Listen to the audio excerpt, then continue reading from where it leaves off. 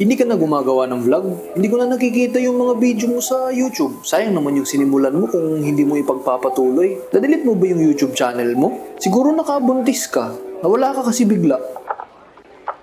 Ano ba dapat yung sekreto para hindi maumay? Alam mo anong sekreto? Ano?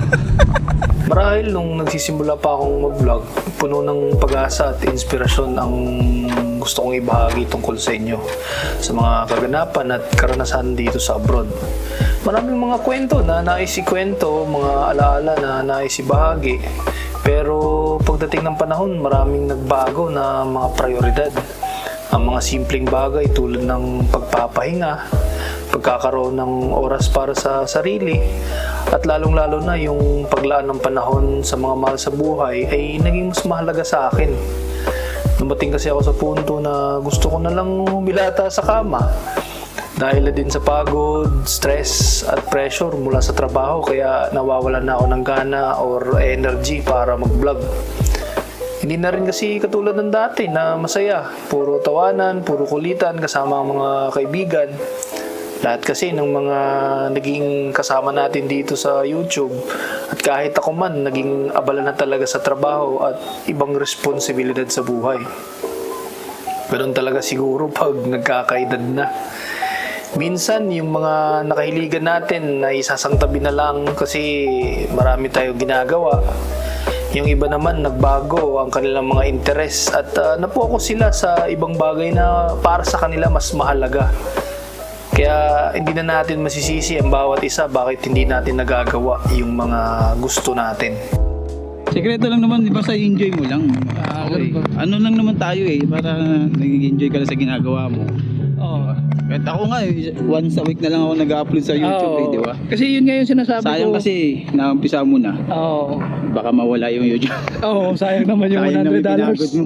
Oo. Kasi yun nga yung naisip ko, pre, na parang ano ba, parang sayang din kahit paano. Kasi sayang, andyan siya eh. Di sa kasi itong idol ko, taas na ng subscriber nito. Wala.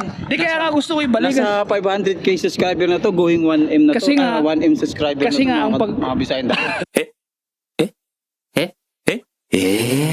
Ang pag-upload ko kasi ngayon, back to zero to, pre. Gusto kong mag-vlog ulit. Oo, tama yun, tama yun. Hinihintay ko nga lagi yung vlog mo. Lagi titingin ako sa channel mo, idol eh.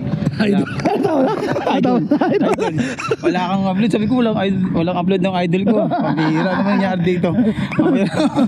Sabi ko, parang nabaon na yata sa baul to. Nakita mo ba yung hacienda ko? Yun, hanggang dun. Bibigay ko sa'yo, pre. Punta ka lang dito anytime. Talagang, pre. Salamat, pre. Nakita kita. Salamat na dito kay Paringkin. Kasi nakasama ulit ako dito sa, nakapag-collab ako sa idol ko. Idol! Salamat! Sama ka naman! Supportan yung channel ko, pahabok! Paangat naman yun, oh! Padigit! Padigit, padigit!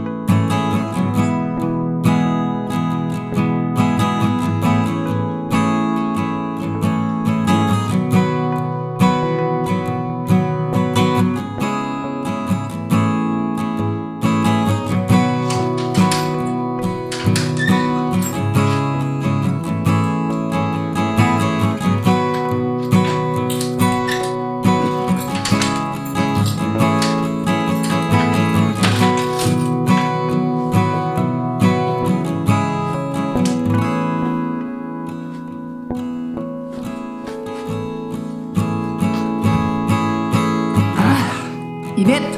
So yun lang yung vlog natin ngayon. Gusto ko lang magpasalamat sa lahat ng mga sumusuporta na kung ikaw man ngayon nanonood at nakikita mo pa rin tong video ko, gusto ko lang malaman mo na maraming salamat sa iyo kasi kung hindi dahil sa iyo, hindi mabubuo tong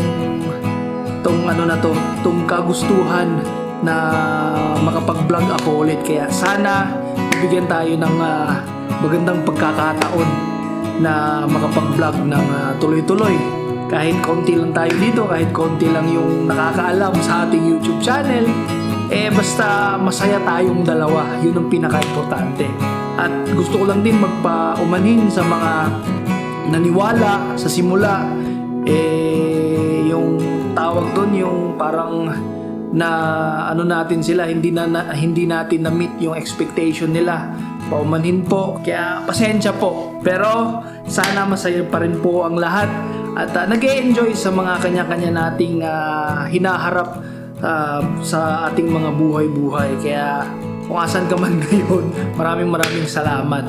So siguro hanggang dito na lang to kasi talagang hindi pa ako sanay na mag-vlog ulit. Ewan ko ba, parang nangangapa ako ulit ba?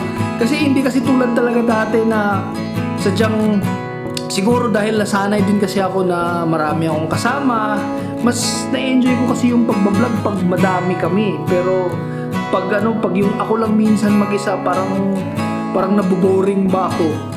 Kung tayo lang dalawa nag-uusap, ikaw, ako, di ba mas masaya pag marami tayo? So sana mabigyan tayo ng pagkakataon na makasama natin ulit yung mga tropa at kahit kung ako man lang, mapasaya ko kayo kahit paano.